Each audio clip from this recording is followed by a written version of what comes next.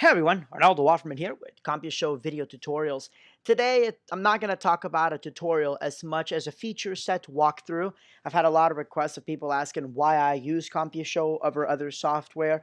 We used to, I run a multi-op with 4 schools only, and we had a whole bunch of other computers and systems ready to go with a different software, and we started all over again because I really enjoyed the feature set that CompuShow has. So I'm going to show you some of the features that this has that a lot of softwares don't have or don't implement it right. The software you use may have it, but I guarantee you're going to see a feature today that your software doesn't have. You're going to see at least one, and they're all great features.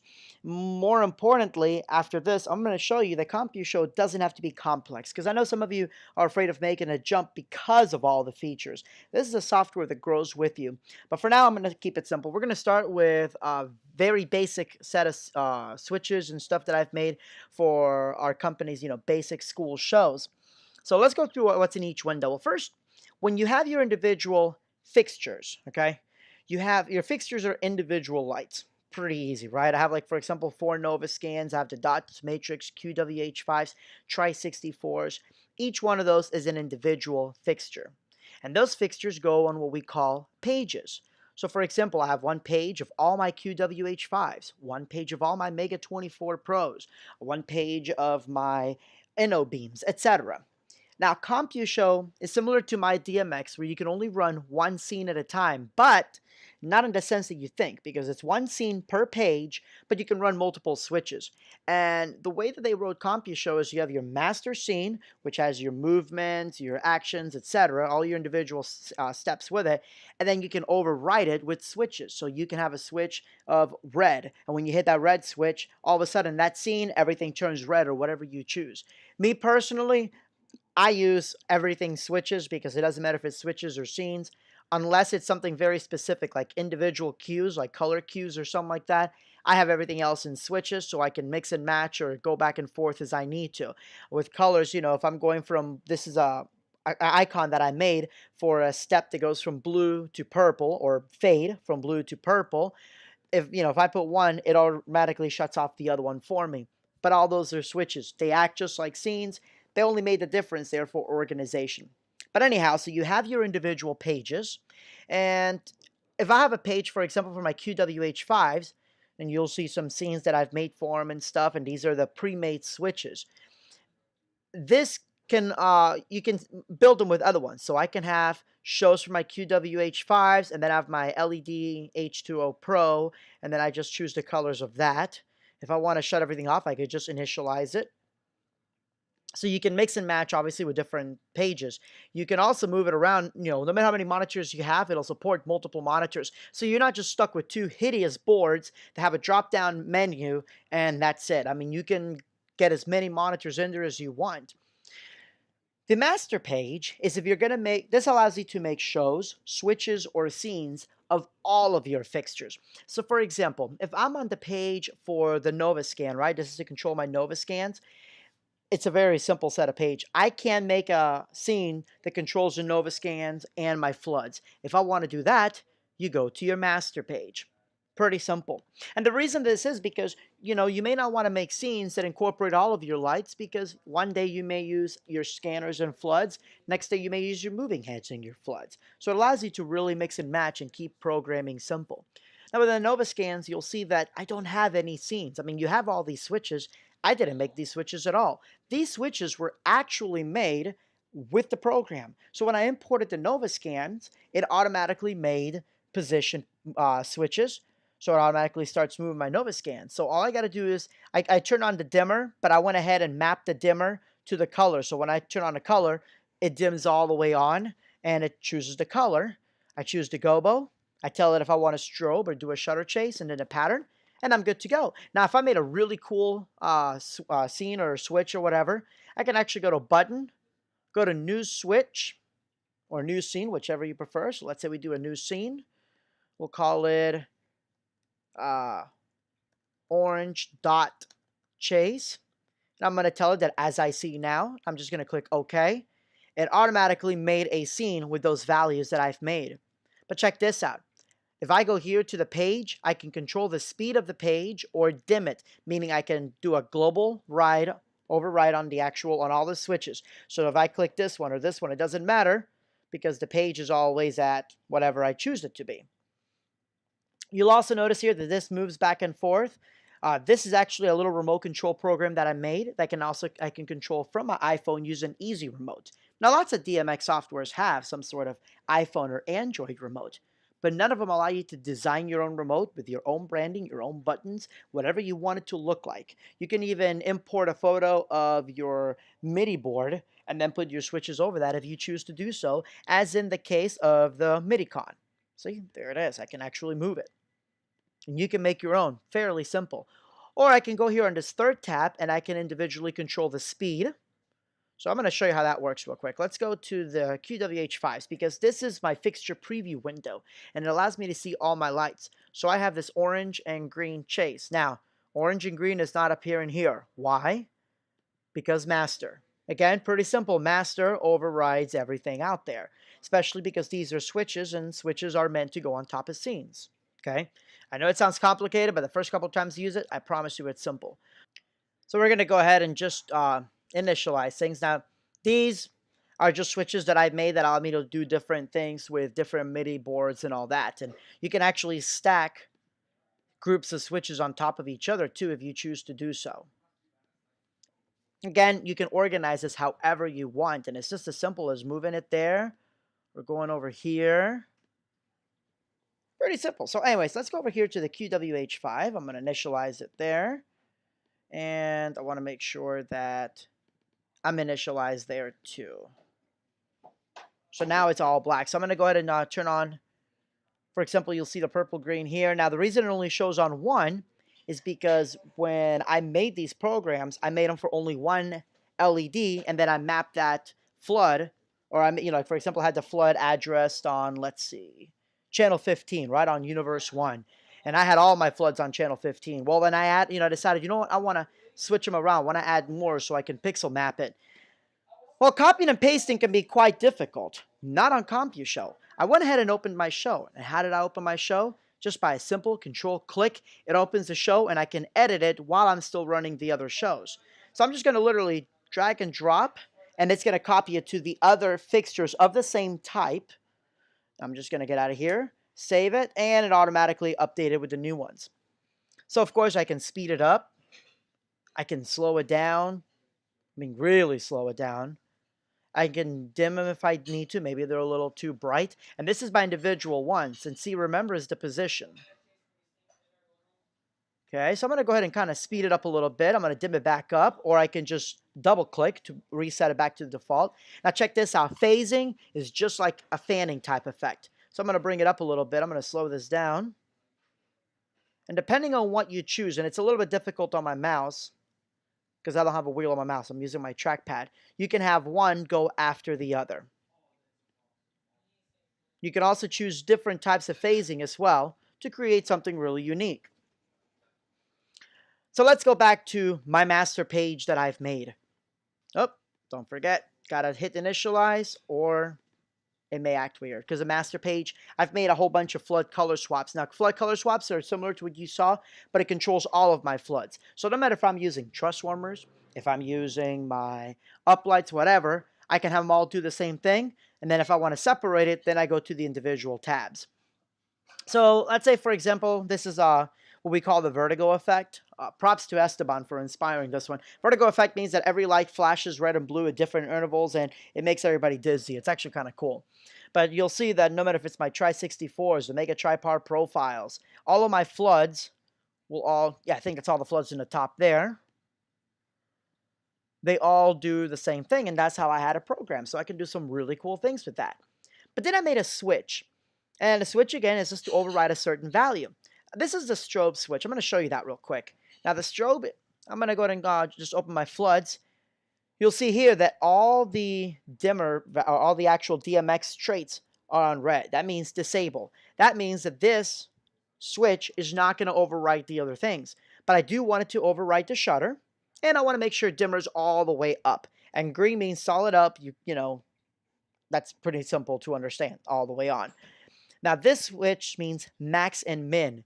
See, the reason is because a lot of DMX or lights with DMX, you guys know that when you have your shutter, it just doesn't have strobe 0 and then fast strobe at 255. It's usually 1 through 10, shutter closed, 10 through whatever, open, then strobe. Well, I can tell it that this right now is my fastest strobe, and then I hit on min, and it sets my slowest strobe value at 135. So when I go from 0%, it starts at 135 versus 0.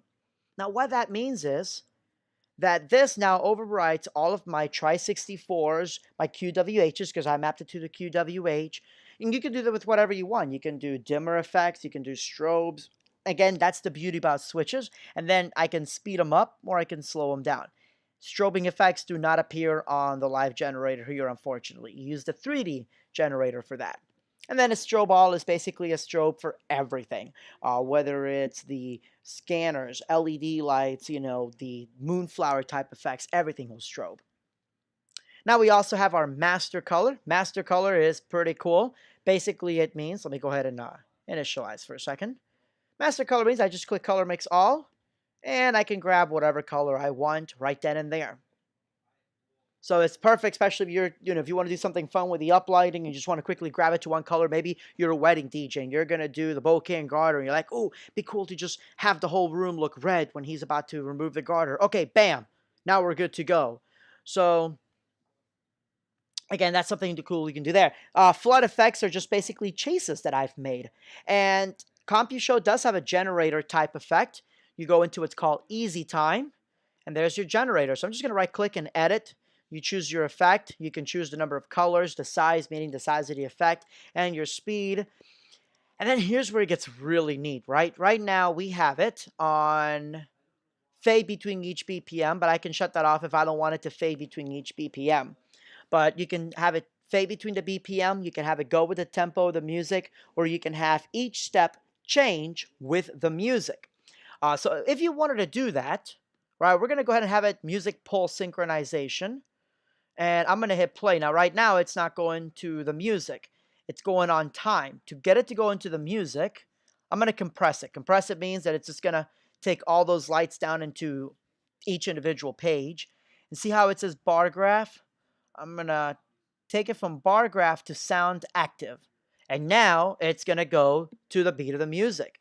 But wait, it gets even better. I can right click here, and I can tell it if I wanted to do to all of these frequencies, if I wanted to do low frequencies. So right now, it's not going to do anything if I speak really high, not too much. But if I talk really low and clap, that's when they start going in there. So you can do some really neat things on there. Again, these are still on master. That's why they're reacting. That's why the other ones weren't. So that's one of the really cool things is you can really designate how you want it. Now, if you guys ever work with the high-end lights, the HES lights, there was a set of scanners where the gobos would change to the medium tones, the colors would change with the highs, and the movement would change with the bass. You can do that with this. I've made some really cool shows where movements react to bass and colors react to the snares. But that sounds kind of dangerous because in today's music, everything can be a snare or a flash or whatever on there. Might help if I actually move it back to time. There we go. So how do you do that? Well, it's pretty simple.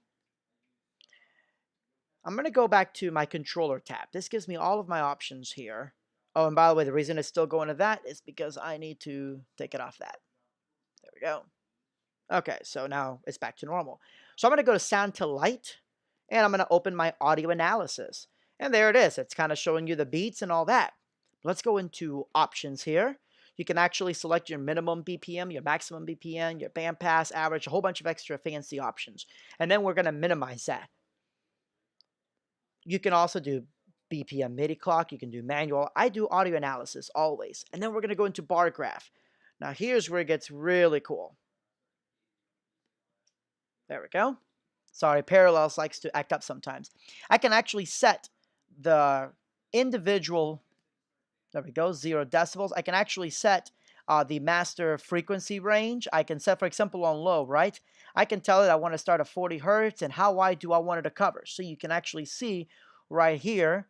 So like, let's say this is music, right? Boom, boom, boom, boom. right? And I'm like, oh, it's way too low. I'm just going to bring that up there. Then boom, boom, boom. Now the low notes are actually going to be picked up. So you can actually set the tolerance of how it's picked up as far as sound. And of course, you can isolate the frequencies if you need to. So I mean, that alone, this alone to me is one of the most powerful features of CompuShow, because if you like your, shows to be sound activated, there is no other program that does this like this. It's super easy to get into. You can do all sorts of great things. So anyway, so these are our flood effects. Now these are flood themes. Now this little part here, which is going crazy because I have them going real fast. There we go. So these are themes that I made that go to the theme of the night. Now let's say that you do uplighting, right? Let's say these are uplights, and you had a glow-in-the-dark party. That glow-in-the-dark party was obviously purple and green. But then the next wedding, they're gonna do, let's say, pink and blue, right? Let's say it's a pink and blue wedding for God knows what reason they chose those colors. Now you got to sit there and reprogram all your steps that you made to be pink and blue, right? Which isn't that big of a deal, but it can be a pain. Not really. With CompuShow, this isn't selecting colors for this step here. This is selecting colors. It's selecting palettes. Let me show you palettes.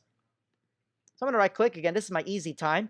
You'll see here how it has this little, like one of those painter's palette brush things. This one is mapped to color 1, and then this one is mapped to color 2. So what it's saying is it's not picking from here, it's picking from color 1 and color 2. That's how all those programs are, right? So let me go through a couple of them. This is also, again, sorry, that's a dog. This is also color 1, color 2, color 1, color 2 between all of them. So how do we change that? Well, I'm going to go into my external windows and palette. And here's my palette here. Now you can do a palette for colors, positions, iris, pretty much anything you can imagine. You can do whatever you want it to. So color 1, I'm going to choose blue. And when this is open, it's going to override all of your lights. And then when I choose color 2, it's going to show me, again, override the lights so I can see what color it is, make sure the red, that I like the red. But maybe you're going to mix regular lights, and I'm talking with the gels, and maybe you use Roscoe gels. And you're like, crap, I need my LEDs to match my Roscoe gels. How do I do that?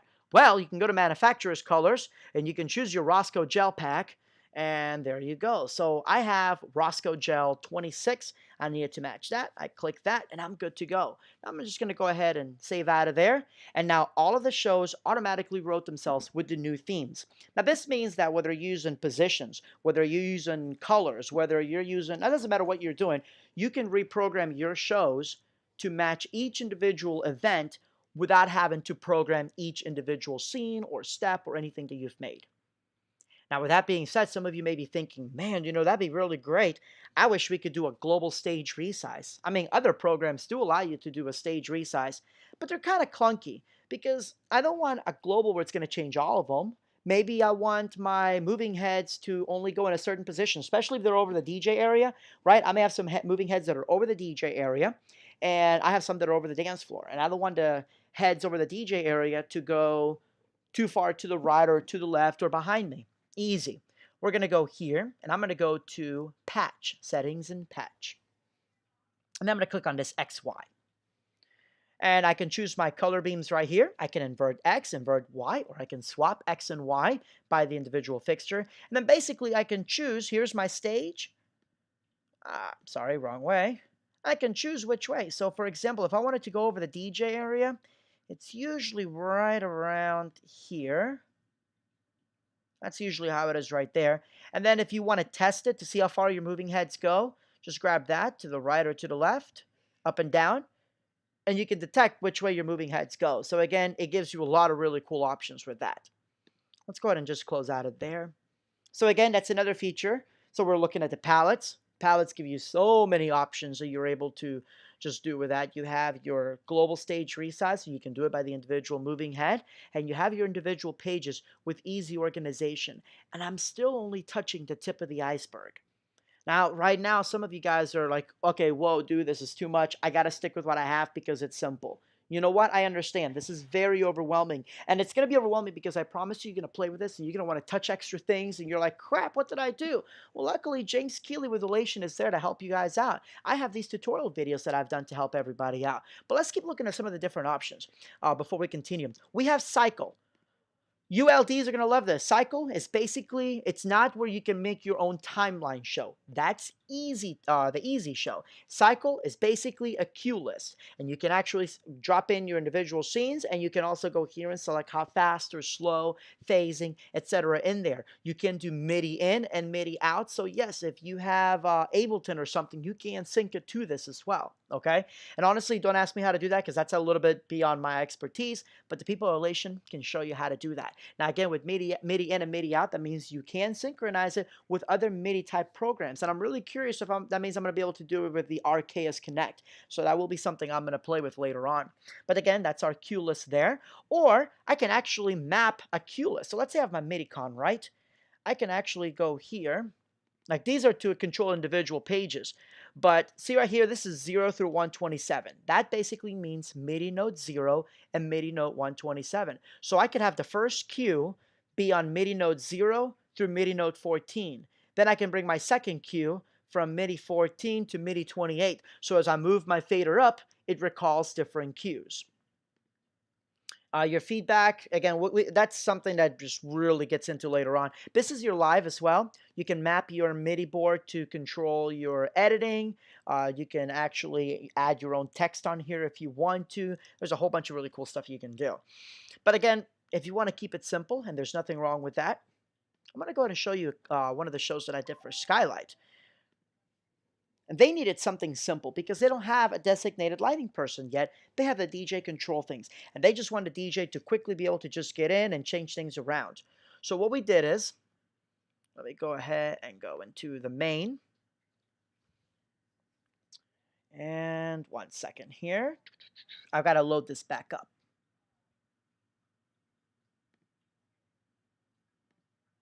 There we go. So again, you can load, like for example, the APC. They have the APC 20 or whatever they have, and each of these buttons would control different shows, right? And we have sound active shows. These are shows that I made to be sound active. We have individual programs. Now, the only thing I need to do is I need to add icons. See how I made little color icons? I'm making different color icons for the show.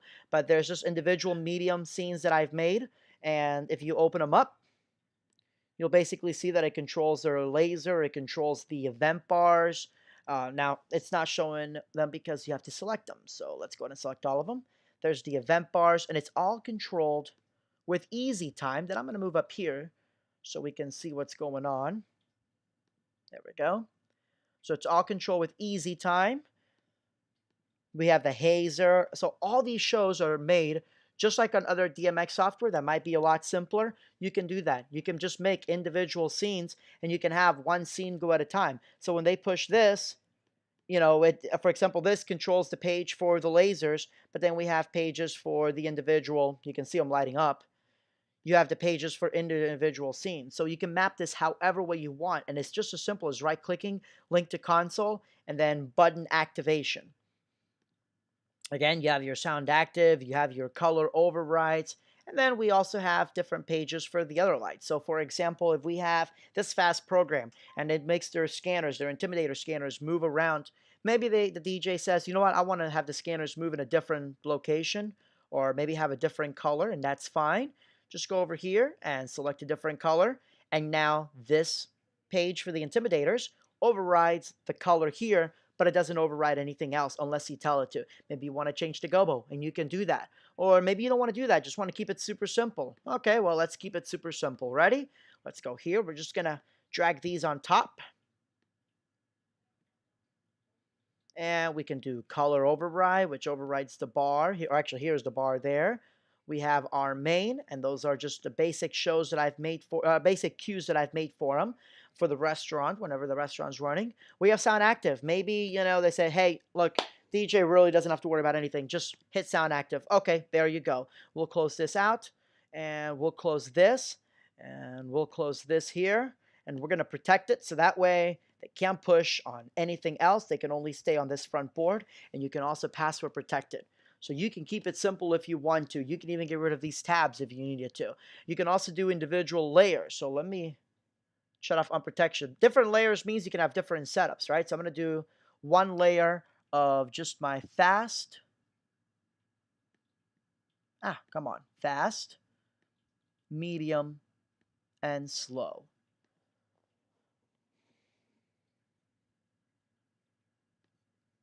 There we go. So we have fast, medium, and slow. So you can have it something simple like that, right? And then if another person jumps in and they like their setup to look different, they could just go here to the other layer, and there it is there. And it doesn't delete any shows or anything like that. It's just if you want to keep it simple or if you want to have different setups of different people. Maybe you're going to be doing a theatrical production, right? Let's say that this is the color override, right? Let's say these are different colors and you don't want it to just jump. You want it to fade in nicely from one scene to the other. You can do that. We're just going to click on our fade tab, turn it on, select the sound there, and oops, there we go. And you can tell it to fade from one color into the other. So again, it's super awesome, all the things that you can do with it. But again, that was a feature walkthrough. And again, I didn't even touch the tip of the iceberg. But CompuShow, yes, it is complex. Yes, there's a lot to do with it. I've been using this for a while, and I still don't know everything that I can do with it. I can guarantee you that. But it's simple. And if you've never done this before, if you're migrating from Show Express or My DMX or a DMX board, you can easily do this with CompuShow. It's easy to migrate, and we'll show you how. My name is Arnaldo Offerman. Thank you guys so much. Good night, and God bless.